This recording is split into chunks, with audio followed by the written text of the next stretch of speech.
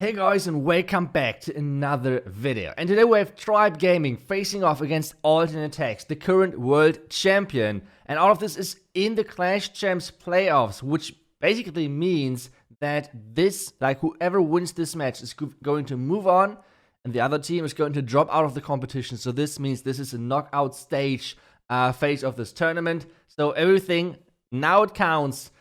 So let's see what exactly is going to happen. Before we jump into the action though, one quick reminder, since the new gold pass is out there are a ton of offers in your shop. If you're thinking about buying any of those, make sure to use the creator code. If you would like to support me, make sure to use code ITSU. Thank you so much for that. Now let's get started with the first attack from Alternate. They're going to kick this war off, and they're starting with the Chinese Smash. That's what it looks like. And we have a ton of Tesla right in the beginning, so kind of like a trap for this Warden Walk. Nicely done from the base builders from Tribe, kind of predicting that Alten is right now somehow preferring this strategy, and this is going to be a kind of like a long Warden charge, I would say, because it seems like that he's trying to go for this Inferno Tower because there are no lightnings whatsoever. He needs to now funnel to make sure that his Warden is somehow getting into the Inferno Tower range to kill that. Now the rage, now there needs to be a freeze. Yep, oh, that freeze was just in time. And now the Wizard Tower is going to go down, and the Inferno Tower is going to be next. But this means there are no more Coco Loons. Every single loon had to be invested for either the Tesla farm or for the Inferno Tower. So now, and the Warbreaker failed as well apparently. So now Jojo needs to react. He somehow needs to save this entry and hope for not having to face too many black mines. Otherwise, this would be really bad. And the next thing which needs to happen is those healers. Those healers need to switch, and right now nothing is on that Warden. And this is kind of happening quite often recently, and I have no clue why. Maybe something changed which we don't know. I don't know, but either way, those healers are not switching that often anymore, and we can see that right now. The healers are still on that Warden. Now, obviously, the Warden is taking some damage, but before that, the Warden took no damage at all. The Yetis and the P.E.K.K.A. are already dead. They're dead by now. Every single thing, like from this entry point, is now dead when it comes down to P.E.K.K.A., to Super Wizards, to everything. And now Jojo needs to save this. He somehow needs to save this on a decent percentage. The Royal Champion is on the outside with those witches, trying to get everything. And now we have like a Yeti blimp for the backhand. So this is actually not looking too bad, considering that every single P.E.K.K.A. in this army went way and beyond without having the healer power on them. So this is now not looking too good for Jojo. Now the rage, maybe that could have been a little bit more deeper, but it should be alright for now. He needs to have to use the Queen ability any second now, and there we go. Queen ability got used, but is this enough for the backend? There's only 35 seconds left. This Queen most likely is not going to die, except if the Warden is going to steal the healers now. Like those healers in the Warden, like, I don't know.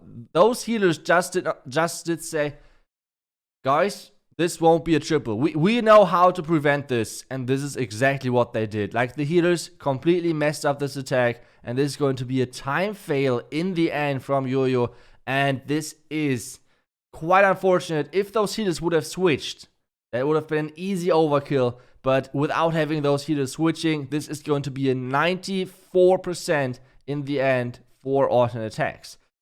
And now we have Tribe coming in. We have Knowledge with his dragons. We are having a nice Royal Champion trick, making sure this Royal Champion is bouncing with some damage onto this scatter. Now the lightnings, everything, making sure the earthquake hits everything.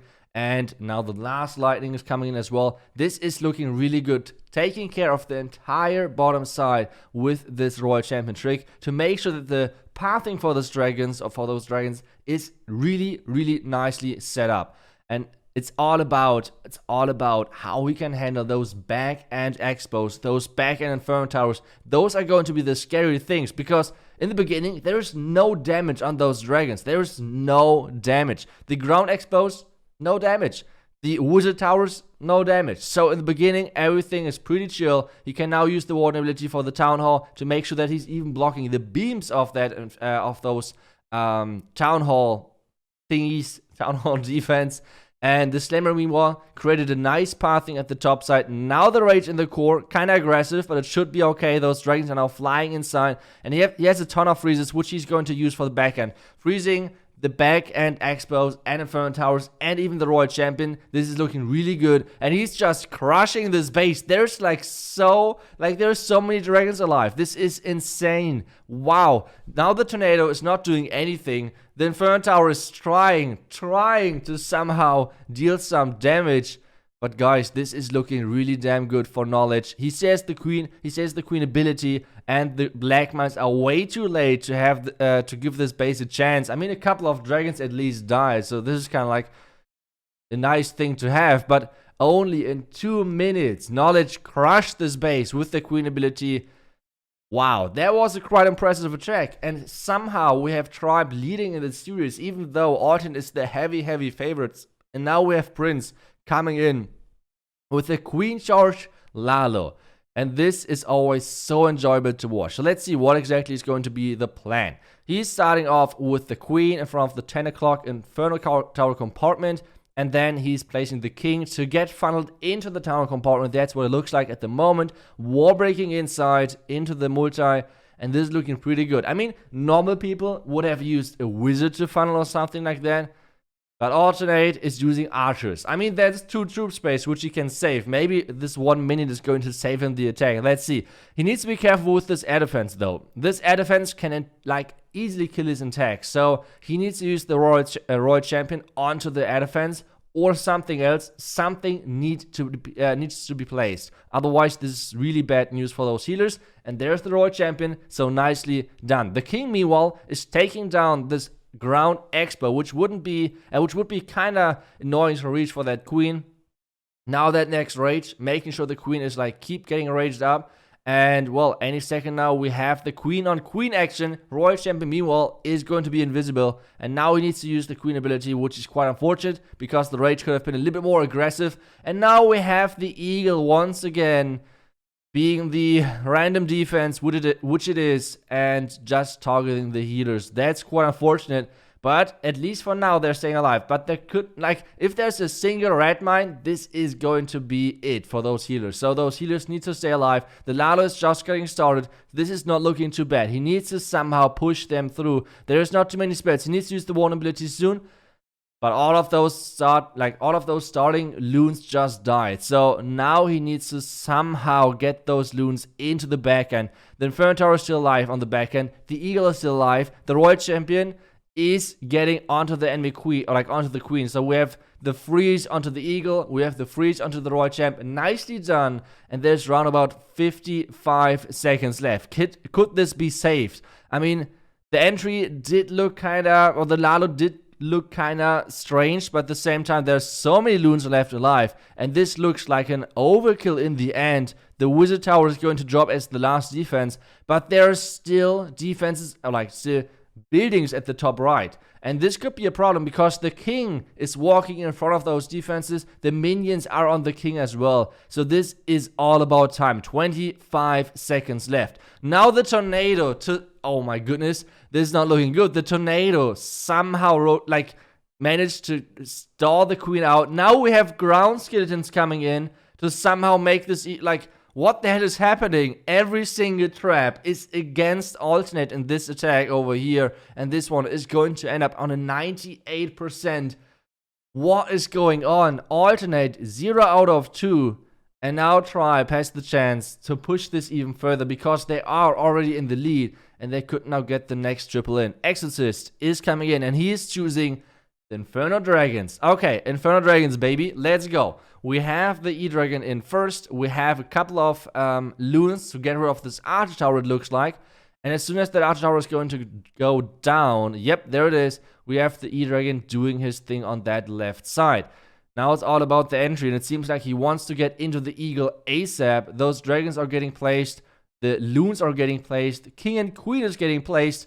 And now we have the early rage. Not sure. That early rage, I have to say, I'm not a huge fan of that early rage. Not sure. Really not sure. He has 2 rages, actually. So not too many skeleton spells, I guess, in this army composition, which is quite surprising because the amount of skeleton spells is what makes this strong, like makes this attack strong. So not a huge fan. And with this rage so early, the funnel troops had no chance to do their thing. So this rage actually was really bad, to be honest. The rage for the town hall was good on the other hand, because this is taking down the town hall easily. But now that like all of those Inferno Dragons are way too split up.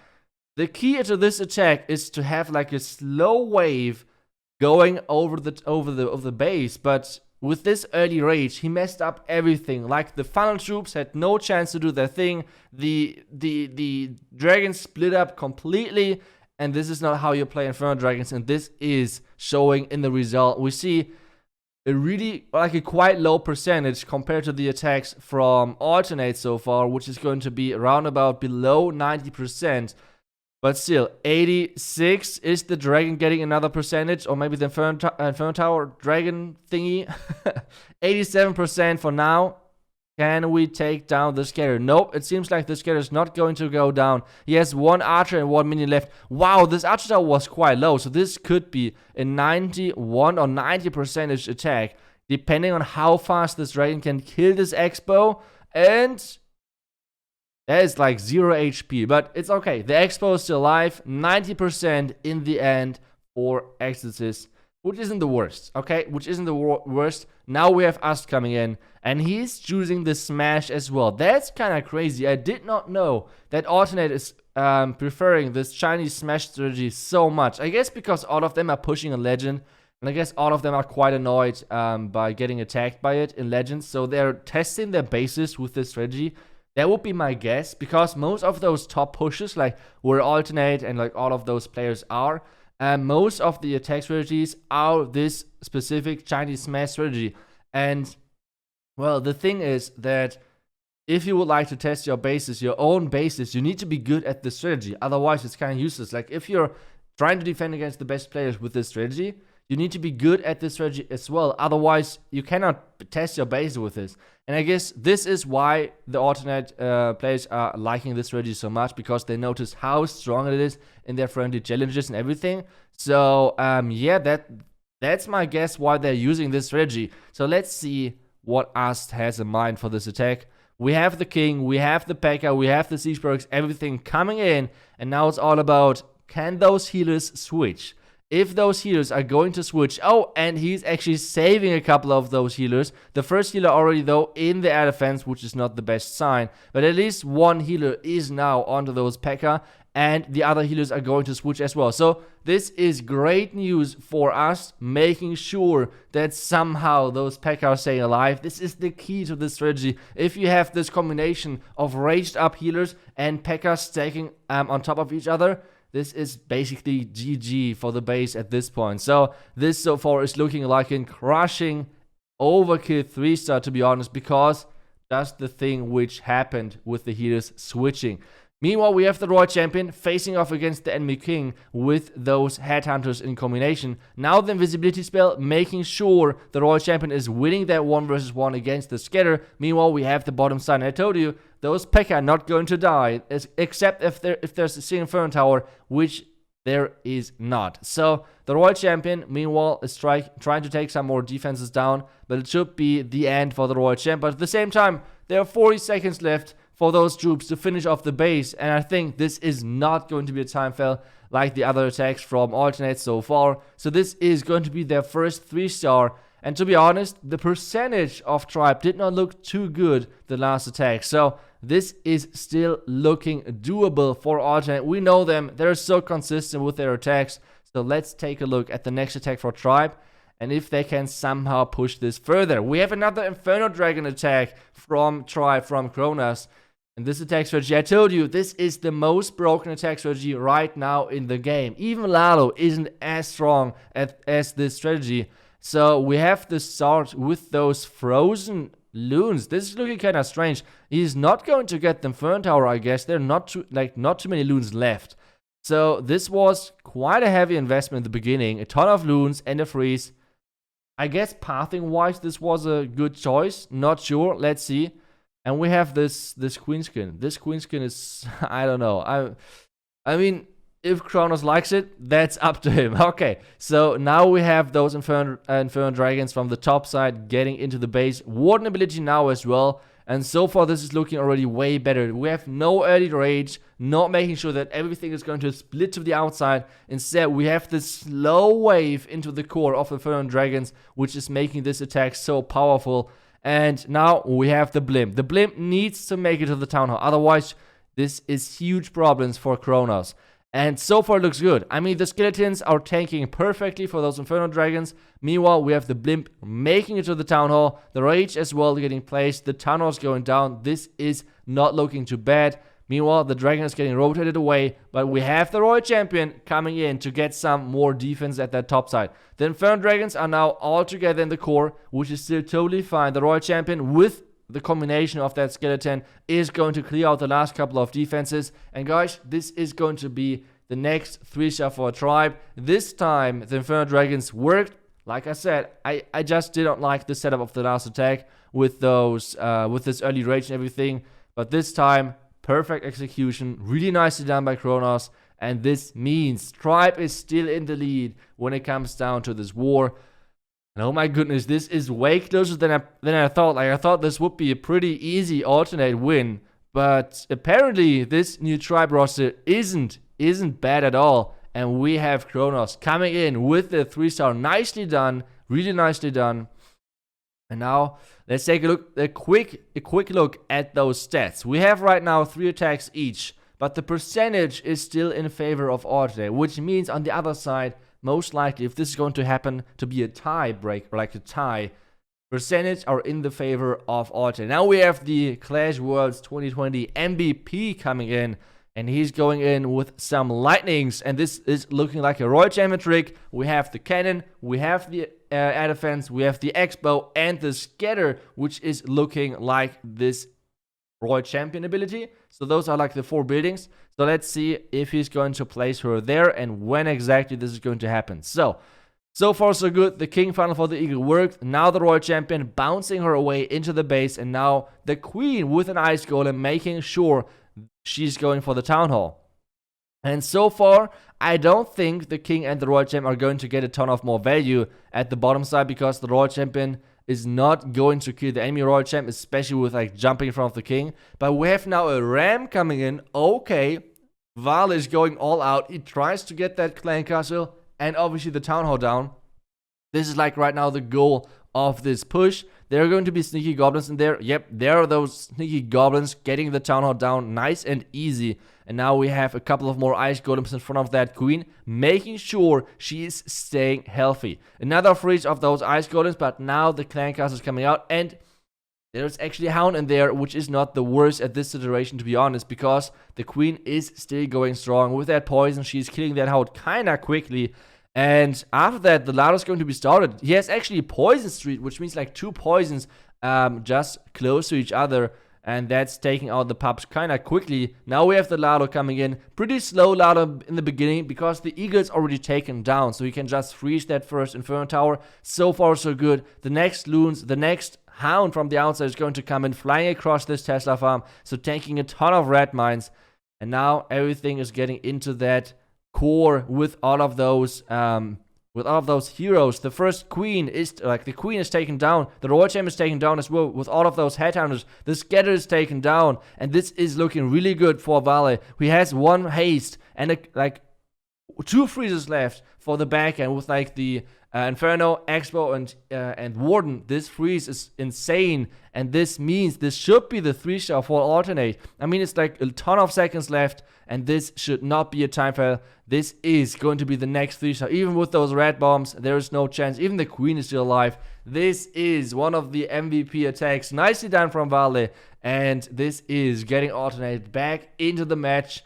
Now it's all about this next attack from Tribe. If they're going to 3-star, this is looking really good. And we have Maxi coming in with some Super Witches. Okay, we have the Super Witch Gaming back in track, it seems like. We have 1 Tesla on the outside. Kind of annoying because he lost already one Loon basically. And he lost already 1 Wizard just because of this Tesla, which is quite expensive if you're going in with Super Witches, because you do not have this crazy amount of supportive troops because those super witches itself are so expensive troop-wise.